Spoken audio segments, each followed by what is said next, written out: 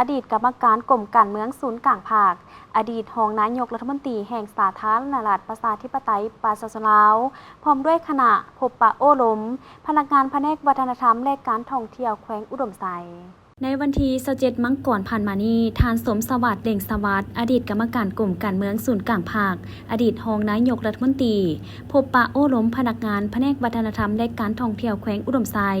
โดยมีทานวรรณาแก้วสันติประธานแนวร้าวสั่งซาดแขวงอุดมไซพร้อมด้วยบรรดาแขกเชิญและพนักงานลักแรงภายในแผนกเข้าร่วมท่านนางอัมไพวรปัญญาลากหัวหน้าแผนกวัฒนธรรมและการท่องเที่ยวแขวงอุดมไซ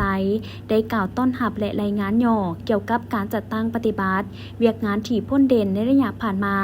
เป็นต้นแมนเวียกงานศึกษาอบรมการเมืองแนวคิดสามารถเฮ็ดให้พนักงานมีแนวคิดทุนเทียงและเสื่อมซึมแนวทางภาครัฐอย่างเป็นปกติ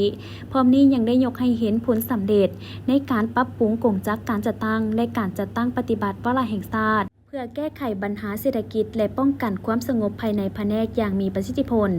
ในโอกาสเดียวกันสหายสมสวัสดิ์เล่งสวัสดิ์ได้แสดงความสมเสยที่ต้อนรับอย่างอบอุ่นและรายงานบางเวียกงานที่สำคัญพร้อมเรียกร้องให้คณะภาคคณะแผนกและพนักงานถูกสั้นขนเพิ่มทวีความรับผิดชอบปลุกบืนเหียนหู้เวียกงานและพัฒนาตนเองให้มีความสามารถรอบด้านปกปักรักษาและพัฒนาเสริมขยายวัฒนธรรมฮีตของประเพณีของประชาชนบรรดาเผ่าให้ยืนยงแนใส่เฮ็ดให้เวียกงานวัฒนธรรมและการท่องเที่ยวแขวงอุดมไซมีบาดก้าวขยายตัวใหม่ที่ดีขึ้นกว่าเก่า